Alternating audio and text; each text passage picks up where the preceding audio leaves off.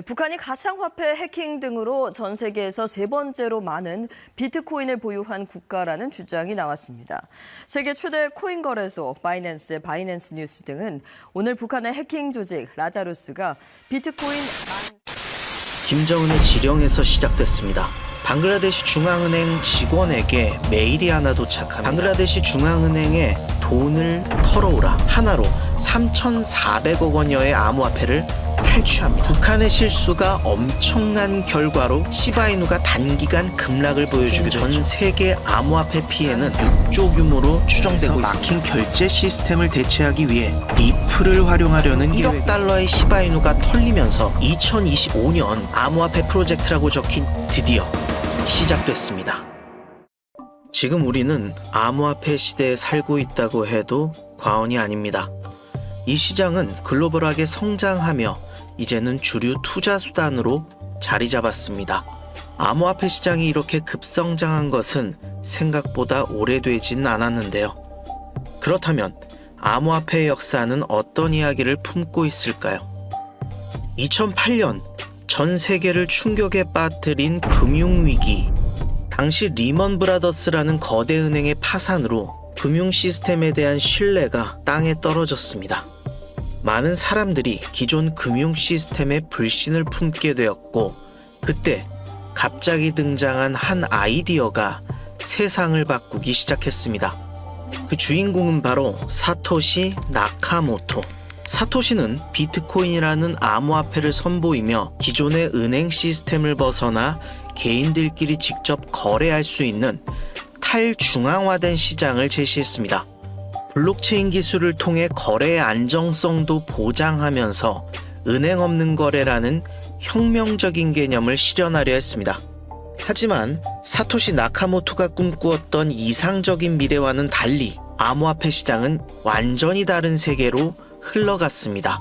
일명 블랙머니. 블랙코인 또는 다크코인이라고 불리던 암호화폐는 다크웹이나 딥웹과 같은 불법적인 거래의 결제 수단으로 자리 잡았고, 멕시코의 를 사고 파는 과정에서 발생하는 엄청난 금액들을 암호화폐로 거래하면서 자금 세탁을 동시에 하는 시스템을 구축했습니다. 업자들 사이에서 이보다 좋은 수단은 없었죠. 소매상도 다르지 않습니다. 암호화폐 지갑 주소로 코인을 송금하고 특정 장소에서 드랍하는 방식으로 전달합니다. 이렇게 사이버 범죄, 불법 환전과 같은 거래에 이용되는 건 물론이고, 기술의 발전으로 송금 내역과 거래자들의 지갑 주소를 암호화시켜 추적 자체를 불가하게 만드는 코인들이 생겨나면서 불법적인 일의 최고의 거래 수단이 돼버렸습니다. 지금의 암호화폐 시장이 있기 전 주로 사용됐던 무대는 바로 이런 암흑 세계였습니다. 저희 팀은 코인 시장의 어두운 면을 조사하던 중에 생각보다 가까운 곳에 엄청난 비밀이 있다는 사실을 발견했습니다. 오늘은 그 충격적인 비밀에 대한 이야기를 여러분께 들려드리겠습니다. 지금 한국에서 제일 큰 이슈 윤석열의 계엄 사태. 이 어수선한 분위기를 웃으면서 즐기고 있는 한 나라가 있습니다. 우리의 오랜 주적 북한. 북한은 전 세계 모든 곳에 스며들어 있습니다. 그리고 그들은 단 하나를 위해 움직이죠. 조선민주주의인민공화국의 원수, 북한의 아버지라 불리는 김정은. 그럼 김정은이 원하는 건 무엇일까요? 조국과 자국민을 위한다고 하지만 권력을 쥔 후에 그는 외부와 내부적으로 많은 허영심을 드러냈습니다. 첫째, 북한의 이념과 맞지 않은 호화로운 생활. 고급 스포츠카나 명품 시계를 즐기는 모습에서 돈과 명예를 좋아하는 모습을 여러 번 노출했죠. 그리고 군사적 위험을 과시하기 위해 벌어들인 돈의 대부분을 군사력 강화를 위한 군사무기 구매와 핵무기 개발에 쏟아 부었습니다. 하지만 여러분도 아시다시피 북한은 외화벌이가 한정적이고 자국에서 벌어들이는 수입은 극히 제한적입니다. 그럼 그 돈들은 다 어디서 나오는 것일까요? 국제사회의 미운 오리 새끼 북한. 그들은 도대체 어디서 수익을 얻어내는 것일까요? 북한이 벌어들이는 수익의 대부분은 불법적인 곳에서 이루어지고 있었습니다. 불법 무기 거래, 스파이를 파견한 기밀 유출 등이 주된 벌이었던 2000년대와 달리 2000년이 넘어간 시점부터 단 하나의 플랜에 집중하고 있었습니다. 북한의 현 시대 절대적인 자금책, 라자루스. 라자루스는 2007년에 창설된 것으로 추정되는 북한의 정찰총국 소속의 해킹단체입니다. 컴퓨터 바이러스 랜섬웨어를 만들고 사나의 블루노로프, 안다리엘 같은 팀을 만들면서 체계적으로 운영되고 있습니다. 그들의 범죄가 수면 위로 드러난 역대급 사건 하나를 여러분께 소개해드리겠습니다. 일명 방글라데시 중앙은행 습격 사건. 그 시작은 김정은의 지령에서 시작됐습니다. 방글라데시 중앙은행에 돈을 털어오라. 2015년 새해가 오고 얼마 지나지 않은 시점, 방글라데시 중앙은행 직원에게 메일이 하나 도착합니다. 단순한 구직을 원하는 메일이었지만 여타 다른 구직 메일보다 마음을 사로잡는 언변에 직원은 내용이 궁금해졌습니다. 그리고 이력서의 다운로드 버튼을 클릭한 순간 중앙은행은 그날 이후 북한의 해킹 조직 라자루스의 손안에 넘어갑니다. 방글라데시 중앙은행 메인 시스템을 장악한 북한의 해커 부대는 중앙은행의 모든 업무를 속속들이 들여다보면서 엄청난 계획을 세우기 시작했습니다. 그리고 무려 1년이란 시간을 기다립니다. 단 하나의 실수도 발생하면 안 되기 때문에 최고의 작전을 세우기 위해 기다리고 기다린 해커팀. 방글라데시 중앙은행의 1조 원이라는 금액이 미국의 뉴욕은행에 보관되어 있다는 사실을 알아냈고 작전을 시작합니다. 2016년 2월 4일 목요일 밤 8시 36분 1년을 기다린 작전이 드디어 시작됐습니다. 목요일 해가 질 무렵 직원들은 주말을 즐기기 위해 모두 업무를 마무리하고 사무실을 빠져나갔습니다. 몇몇 이슬람 국가들은 우리나라와 다르게 토요일, 일요일이 휴무가 아닌 금요일, 토요일이 휴무였고 방글라데시도 다르지 않았죠. 북한의 해커 부대는 목요일 밤 방글라데시 중앙은행의 1급 보안 프린터를 고장냅니다. 방글라데시는 큰 금액의 이동을 전산자료뿐 아니라 서면상으로도 내역들을 자료화해두고 있었기 때문에 해커들이 전산자료를 해킹해도 1급 보안 프린터를 통해 들어오는 내역이 확인된 순간 모든 것이 끝이었습니다. 그래서 프린터를 고장낸 건 목요일 저녁.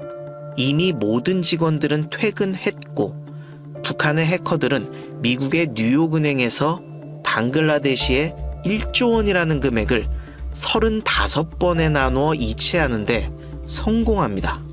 그리고 말씀드렸다시피 다음 날인 금, 토는 국가 휴무일이었고 당직 직원이 금요일 프린터의 고장을 확인했지만 토요일 저녁이 돼서야 고칠 수 있었습니다. 뉴욕에 있는 돈이 알 수 없는 계좌들을 통해서 사라졌다는 사실을 파악하고 뉴욕은행에 통화를 시도했지만 뉴욕은 토요일 아침 휴무일. 결국 미국이 월요일이 되기 전까지 아무것도 할 수 없이 기다릴 수밖에 없었습니다. 해커들은 두 나라 간의 시차까지 이용하면서 총 3일이라는 시간을 잡아놨던 거죠. 그렇게 1조 원을 해킹한 북한의 해커들, 제3국으로 돈을 송금하는 데 성공하고 이제는 돈 세탁과 북한으로의 송금만 남은 상황. 그런데 북한의 실수가 엄청난 결과로 다가옵니다. 제3국으로 보냈던 은행의 이름은 주피터 스트리트라는 곳에 위치해 있었고 그건 미국의 제재를 받고 있던 이란의 선박 이름과 일치했죠. 그걸 알 리 없었던 북한 해커팀이었고 송금된 돈은 자동이체 보류가 걸려버립니다. 1조 원의 송금 중 1000억만 송금이 되고 그렇게 1조의 90%가 날아가 버린 상황. 그래도 1000억이 남았기 때문에 이 돈은 3국의 은행에서 다시 다른 곳으로 보내집니다. 그런데 이때 또 한 번의 실수가 발생합니다. 전송 코드 중 파운데이션이란 단어 중 O를 빼먹고 잘못 보내는 바람에 그 중에 200억마저 보류가 걸려버린 거죠. 그렇게 남은 돈은 800억. 이 800억을 현금으로 만드는 데 성공한 북한의 해커들. 북한의 요원들은 이 돈을 들고 카지노로 향합니다. 돈 세탁을 위해 현금을 칩으로 바꾸기 위해서였죠. 이 상황 속에서 방글라데시 당국의 요원들이 파견되어 일부 북한 공작원들이 잡히면서 최종적으로 500억에서 600억 정도의 피해액을 남겼습니다. 그리고 이 사건을 통해서 북한은 많은 것을 깨달았습니다. 너무 많은 시간, 너무 많은 중간 과정들이 발생하고 있다. 최소화할 수 있는 수단을 찾아라.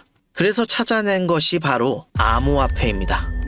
지금 북한의 해커들이 발생시킨 전 세계 암호화폐 피해는 추산 6조 규모로 추정되고 있습니다.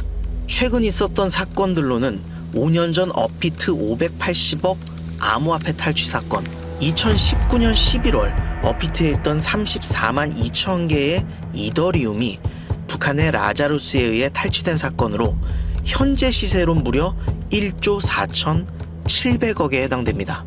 그리고 인도 최대 규모 거래소 와지르엑스 해킹 사건, 2024년 7월 18일 와지르엑스 거래소에서 2억 3,490만 달러 하나로 3,400억 원여의 암호화폐를 탈취합니다. 이때 거의 절반인 1억 달러의 시바이누가 털리면서 시바이누가 단기간 급락을 보여주기도 했죠. 그리고 일본의 DMM 비트코인 해킹 사건, 이 사건으로 5천억 규모의 비트코인을 탈취당했고 막대한 피해로 거래소는 폐업을 결정했습니다. 북한의 해킹 부대 라자루스는 올해만 가상자산 2조 원 규모를 탈취하면서 전 세계 가상자산 도난 자금의 61%를 차지하고 있죠. 그들의 방식은 이렇습니다. 해킹으로 탈취한 암호화폐를 믹서형 코인, 프라이버시형 코인들을 이용해서 세탁을 한번 돌리고 수천 수만 개의 지갑으로 뿌려집니다. 그리고 다시 전 세계의 거래소를 통해 사고팔고를 반복하면서 자금의 추적을 원천 차단해버리죠. 그리고 우리가 알고 있는 실체를 모르는 세력과 같은 막대한 자금력으로 특정 암호화폐를 사들이고 가격을 상승시킨 뒤 팔아버립니다. 이런 과정들은 우리가 너무도 잘 아는 작전 코인이라는 이름으로 불리죠. 이런 작전은 도대체 누가 하는 것인가라는 생각 여러분도 가끔 해보셨을 겁니다. 그리고 그 작전에 나도 같이 들어가서 수익을 보고 싶다라는 생각, 저희는 그 작전의 한 조각을 북한의 해커들을 조사하는 과정에서 발견할 수 있었습니다. 저희 팀에서 발견한 자료는 정말 놀라움의 연속입니다. 최근 북한과 러시아는 이상한 동행을 하기 시작했습니다. 국제시장의 고아 북한, 그리고 우크라이나 전쟁으로 국제시장에서 배척당한 러시아, 이 둘이 손을 잡았고 최근에는 우크라이나 전쟁에 북한의 부대를 파견하면서 정말 그 끝을 보여주고 있는데요. 최근에도 러시아는 북한의 암호화폐 돈 세탁으로 러시아 거래소를 이용하게 했고 오히려 협력적 관계를 계속해서 이어오고 있습니다. 그리고 저희가 발견한 이 문서에서 북한과 러시아 세력들이 자금을 사용하는 근거들을 찾아낼 수 있었습니다. 이 자료에는 러시아가 암호화폐를 통해 단절된 금융시장을 돌파할 수 있는 구체적인 방법들을 제시하고 있습니다. 자료를 살펴보던 중 우리에게 익숙한 코인 하나가 눈에 띄었습니다. 바로 러시아가 국제무역시장에서 막힌 결제 시스템을 대체하기 위해 바로 이 리플을 활용하려는 계획을 세우고 있다는 사실이었습니다. 그리고 이 부분을 번역해보니 북한과 암호화폐라는 페이지가 있었습니다. 해석해보니 최근 북한이 자금 세탁으로 활용했다고 알려진 토네이도 캐시, 모네로가 있었고 업비트에도 상장돼 있었던 쿼크 체인이란 코인도 있어서 확인을 해봤습니다. 그리고 놀라운 결과를 확인할 수 있었습니다. 최근에 비상식적인 급등을 보여주면서 북한의 세력의 작전이 의심되는 정황이 파악이 된 거죠. 이게 무려 한두 번이 아니었습니다. 저희는 이 부분에 집중하기로 했습니다. 2025년 암호화폐 프로젝트라고 적힌 이 부분에 나온 코인들, 총 5개의 코인들이 있었고 그중 3개는 해외 거래소에서만 거래되는 코인이고 2개는 업비트와 빗썸에 상장돼 있는 것을 확인할 수 있었습니다. 이 코인이 정말 북한과 러시아의 자금 세탁에 활용될지 아직은 알 수 없습니다. 하지만 이 자료의 플랜대로 간다면 저희는 세력의 머리에서 똑같은 수익을 낼 수 있다는 건 확실합니다. 저희 팀 전부는 이 가능성에 베팅을 했습니다. 여러분도 이 가능성에 참여하고 싶으시다면 010-3378-6658로 작전이라고 문자 보내주세요. 말씀드렸다시피 이 프로젝트는 저희 팀에서 발견한 비밀 자료입니다. 유튜브에서 절대 언급할 수 없다는 거 말씀드리겠습니다. 010-3378-6658로 작전이라고 문자 보내주시고 댓글에도 작전이라고 남겨주세요. 구독자분인 거 확인 후 한 분 한 분 보내드리겠습니다. 단돈 10,000원이라도 참여해서 이 작전이 2025년 어디까지 올라갈 수 있는지 같이 확인해 보시죠. 코인을 파헤치는 남자 코드제로였습니다.